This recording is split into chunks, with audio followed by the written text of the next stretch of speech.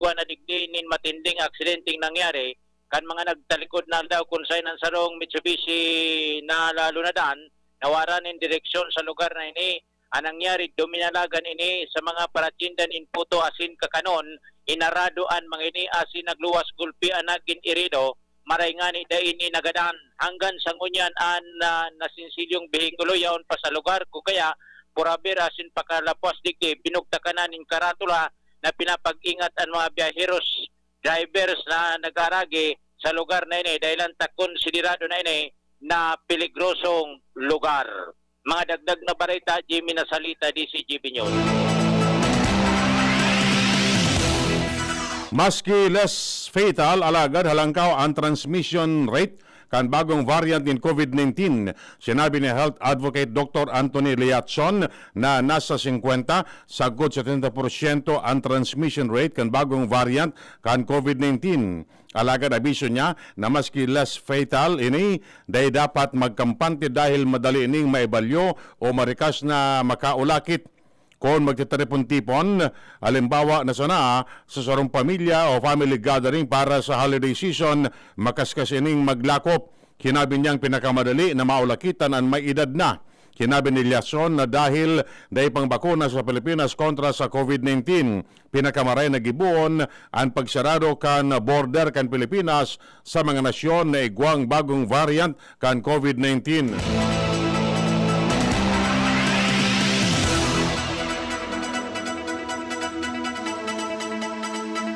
Dapat nang magpautob ng travel ban ang gobyerno sa kabos na biyahero na hali sa United Kingdom. Kasunod ini kan paglakop kan bagong variant kan COVID-19. Sinabi ni Dr. o kaya Health Advocate Dr. Anthony Liatson na ano pang klaseng transmission ang pigalat ni Health Secretary Francisco Duque bago i-rekomendar ang mas makusog asin mahiwas na travel ban. Sigun kay Liatson, igwang transmission kan bagong variant sa UK asin sa iba pang mga nasyon. Kay puan na arugo ng ginibo kan Japan na makaskas ang aksyon para sa pagsarado kan siya ng border. Idinugang pa ni Liatson na maray na bareta ang pahayag kan BioNTech na ang sendang bakuna iyo ang kayang labanan ang bagong variant kan COVID-19. Pero ang problema kay ni sa mga nasyon na naipang bakuna kontra sa COVID-19 arog na sana sa Pilipinas. Dagdagan tan bareta alig yan sulwa si Luwens Barsana. Luwens kamen. Kana mga motorista, ana kapulisan, kana Legazpi City PNP. Ini pagkatapos na manuparan ngunyan kana DCGB News digdi sa Rizal Street, digdi sa may Barangay Rizal area, going to Shell Gasoline Station sa digdi sa may hampang sa may Petron. Na kadakol ngunyan ang nagsasarabatan sa intersection point digdi sa nasampitan ng lugar. Kung matatandaan na ipag-refer na kan DCGB News ang siring na bagay kay retired police Lieutenant Colonel Rolly Isigera kan Public Safety Office kan Legazpi. Alagad sa iyang ipinagunampitan na trabaho ini kan Legazpi City PNP. Na ipagpaabot naman ka na DCGB News ang siring na bagay sa hipatura kan kapulisan kan Legazpi kay Chief of Police Lieutenant Colonel Rodelon Medita asin sa iyang ipinugunampitan na tatawan ni aksyon alagad sa mga oras na ini wara ni na nailing na traffic enforcer ali sa traffic division kan na hipatura kan kapulisan kung kaya sa ngunyan gurubot-gubot ang trapiko dahilan sa kadakol na pagpipirigayan digdi sa may intersection point area sa Legazpi Port District area. Mga dagdag na bareta, ako po si Luwens Burse Barsana. May ang restante ibabase kan Department of Health ang cross-border transmission kan bagong strain in COVID-19 alay sa United Kingdom para sa pagrekomendar kan travel ban alay sa mga nasyon na nagkaigwana ng kaso kaining. Sigun kay Health Undersecretary Maria Rosario Vergere, napadagos ang pagmonitor kan ahensya sa sitwasyon kan nasabing mga nasyon. Kaya po na magkaigwanin community transmission dahil ini ang itinala na basehan para ipautob ang travel ban. Pero para kay Dr. Edsel Salvana, kan DOH Technical Advisory Group na may nagkaparang nasyon na nakapag-restro ng kaso kan COVID-19 cases dahil tulos na nadiskubre ang bagong variant o kaya variant sa sendang border. Punto ni Salvana na kay puanin total travel ban hali sa Singapore.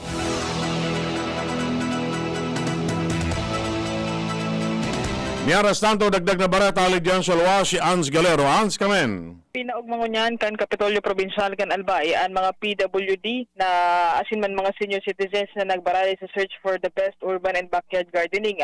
Sa igon sa impormasyon na pinagpaabot sa DCGB News ni Dr. Eve Graida, ang pamayokan Provincial Social Welfare Development Office, tendang ginibo niya na pagkaldaw ang awarding ceremony sa nasambitan ng search.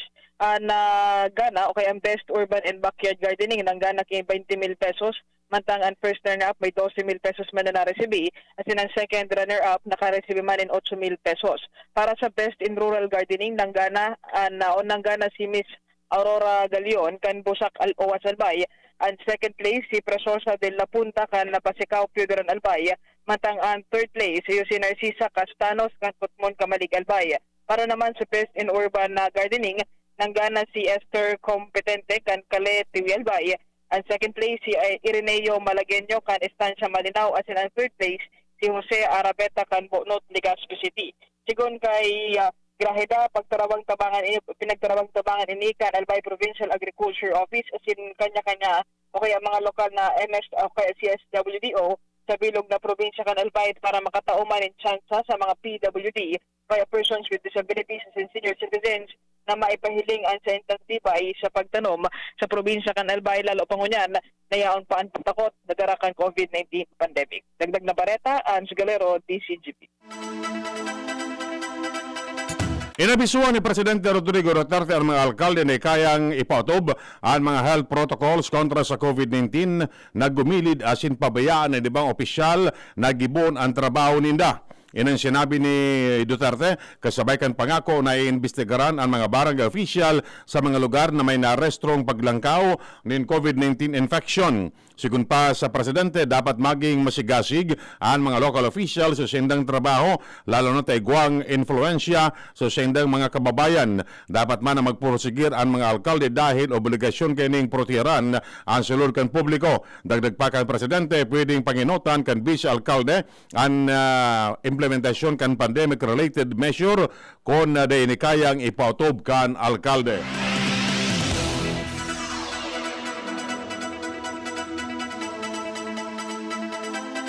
Garong pigigibong patal kan gobyerno ng Estados Unidos. Inatinawan ni doon ni Senador Panfilo Lacson matapos magpatakot si Presidente Rodrigo Duterte na i-renew ang Visiting Forces Agreement pag nagpalyara ng Amerika na magtagaman ng 20 milyones na COVID-19 vaccine kan Pfizer sa Pilipinas. Sinabi ni Lacson na dahil sa patanid na no vaccine, no VFA ni Duterte, posibleng magresulta man sa nananggad ang Pilipinas sa pagbakal ng Sinovac vaccine kan China kaysa sa US-made na Pfizer, BioNTech, asin Moderna vaccine. Magigiramduman na kanakaaging Interagency Task Force briefing, sinabi kan Presidente na madali nang mapaso ang VFA asin dai niya ini i-renew pag dai nakakuha ang Pilipinas nin Pfizer vaccine. Dahil pwedeng sulon kan gobyerno ang pagbakal asin distribusyon sa nasyon kan bakuna kontra sa COVID-19. Ipiniliwanag ni Senador Pia Cayetano na nakakapalaman sa Section 12 kan Bayanihan to Recover as One Act o Bayanihan 2 na pwede man na magbakal asin magdistribuir ng COVID-19 vaccine ang pribadong sektor. Sigun kay Cayetano, inibasta magsunod sa ang pribadong sektor sa regulasyon na itinalaan kan gobyerno asin kan mga ipinapautob na leye sa sendang pagbakal nin bakuna ali sa mga rehistradong pharmaceutical company. Tanawang indo ni Cayetano na nasambit na Section 12 sa rarom kan Bayanihan 2 mantenidong efektibo 3 bulan makaagi ang Disyembre 12 o 19, 2020 sagkod sa Marso 19, 2021. Dagdag pa ni Cayetano na ang pribadong sektor malalauman katuwang kan gobyerno sa pagsimbag sa COVID-19 pandemic. Mientras tanto, minabot na sa 3 trilyones pesos ang utang kan gobyerno sa nakaaging 11 bulan sa tao kan nagpapadagos na epekto kan COVID-19 pandemic. Sigun kay Bureau of Treasury National Treasurer Rosalia de Leon, hali ini sa 465.3 bilyones pesos na short-dated treasury bill, 631.7 bilyones pesos fixed rate treasury bond, asin 827.1 bilyones pesos na retail treasury bond. Sa ngunyan, base sa record kan United Nations Economic and Social Commission for Asia and the Pacific, nasa katulong pwesto ng Pilipinas sa may pinakadakol na nagresebi nintabang financial hali sa multilateral development banks as in international financial institutions.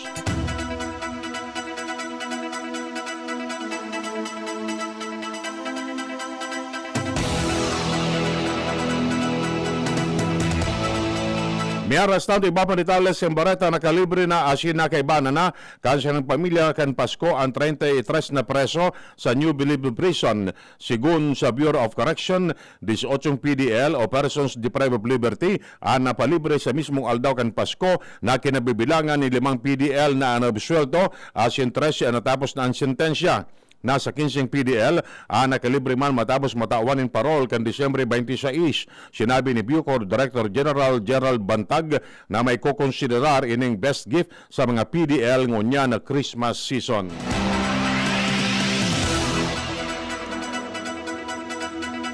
Nagbiyahe nagiraray ang mga papasyerong bus asin pasiring sa Baguio City. Sigun sa Baguio City Public Information Office, tulong bus kan Victory Liner sa Cubao Terminal kini ang nagbiyahe na pa Baguio City. Alas 5 nin aga, alas 10 nin udto, asin alas 3 nin hapon poon ngunyan. Alas 8 nin aga, alauna nin hapon, asin alas 5 nin hapon, aro aldaw, ang ipigtala ang biyahe kan Victory Liner halis sa Baguio City, pasiring sa Cubao Terminal. Ang point-to-point fare, kantidad nin 576 pesos. Makusog na ipinapautob kan Victory Liner, no complete documents, no boarding policy.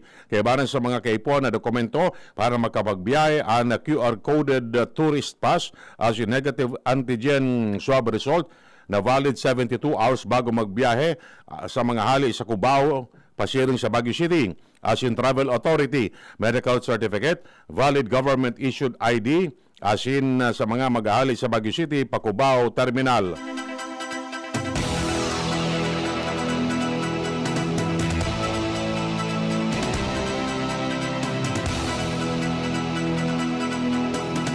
Miaras tanto nagalat ang Philippine National Police ning commitment order hali sa Korte Suprema o hali sa Korte para maibalyo na si Police Master Sergeant Jonel Nuesca nin kulungan. Si Nuesca yung suspitsado sa panggagadan sa magina na Sonia asin Frank Anthony Gregorio na naipailubong na kan mga nakaagi aldaw. Sigun kay Central Luzon Police Director Brigadier General Valeriano de Leon, pwedeng ibalyo si Nuesca alay sa police custody sa paniki, pasiring sa jail facility kan Bureau of Jail Management and Penology para nagpuuna o pag nagpuuna ang trial sa double murder case kontra kay Nuesca. Mantenidong nakakulong si Nuesca, mantang pigpaproseso kan PNP ang dismissal niya sa serbisyo.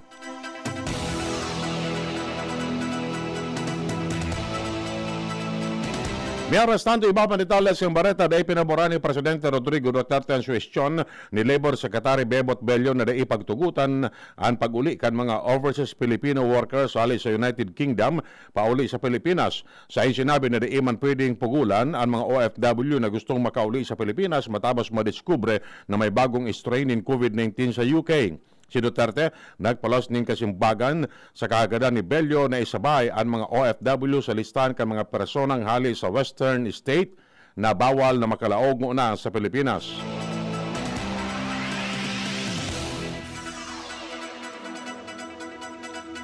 Miaras tanto dahil manadugangan ang bilang kan mga Pinoy na positibo sa COVID-19 sa ibang nasyon. Sa datos kan Department of Foreign Affairs, nasa 12,828 na overseas Filipinos ang konfirmadong positibo sa COVID-19 sa 84 nasyon asin riyon. Sa nasabing bilang, 3,575 ang paragos na nagpapabulong sa iba-ibang hospital. Ang bilang kan mga narahay na o nakalawas na sa ospital, nasa 8,342. Sa ibang lado, ang bilang kan mga Pinoy sa ibang nasyon na nagadaan dahil sa COVID-19, nasa 911. Hinagad ni Senate Majority Leader Mig Zubiri sa Malacanang na magpili nin pinakamaray na bakuna kontra sa COVID-19 base sa efficacy, efficiency as in cost effectiveness kaining. Inensayang pahayag matapos makakuanin informasyon ng Sinovac kan China ang nang sinabi kan Malacanang ngayon ang pipilion para sa COVID-19 vaccine igusanan ng 50% efficacy rate sa gidibong clinical trial sa Brazil apwera pa sa masalangkaw ang presyo kani kumpara sa ibang bakuna. Sinabi ni Zubiri na kung mabakalin bakuna, dapat efektibo alagad barato tanganing mas dakol na Pinoy ang pwedeng mabakunahan kaini. Mientras tanto, binatikos ang grupo ni mga paratokdo ang desisyon ni Presidente Rodrigo Duterte na kanselaron ang limited in-person classes na biglalauman na magiging pilot tested sa masunod na taon sa pagsasabi ng lakdang dai na papanahon. Sinabi ni Alliance of Concerned Teachers Secretary General Raymond Basilio na ang desisyon nagpapailing ng administrasyon ni Duterte daing kakayahan na ang pangon ang pandemya. Sinabi niya na ang laban bawi na desisyon kan gobyerno na magkaiguanin face-to-face classes nagpapailing nin kaluyahan kan gobyerno. Idunugan pa ni Basilio na ang bagong strain kan COVID-19 day man dapat mariskaril sa lakdang na may dara ang mga estudyante sa eskwelahan na ligtas.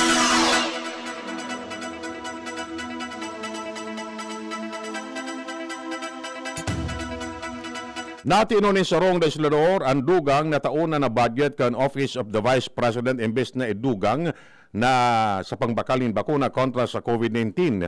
Kinuntistar ni Anak Kalusugan Party List Representative Mike Defensor ang dugang na 229 milyones pesos na budget ni Vice Presidente Leni Robredo sa 2021 budget. Dalang kanina sa 900 milyones pesos ang kabilugan na alokasyon sa OVP. Idinugang pa man niya na 229 milyones pesos na augmentation fund ni Robredo posibleng itagama para sa sayang financial assistance subsidy na kapariyo nin pork barrel kan mga legisladores asin pagbakal nin anom na mga vehikulos.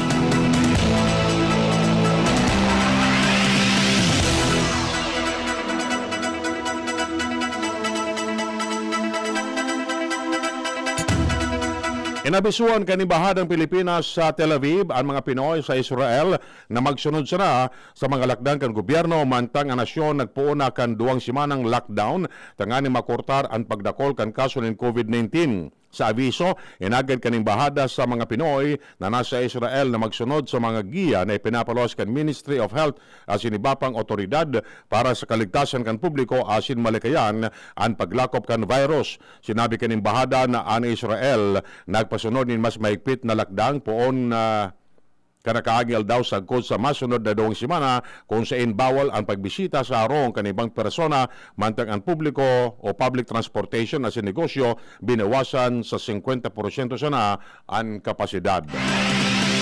Iyan mga tugang ng detalles kan mga baretang unyan para sa aga. Kapag kan mga pagriba, Ramir Tanay asin Marcial Madrid sa lado teknikal. Ako po si Edwin Peral talag sasabing mabalos kan sa pagantabay. Hali sa lokal na gobyerno kan Santo Domingo Albay, ipinapaabot ni Mayor June Aguas ang sarong maugmang Pasko asin progresibong bagong taon.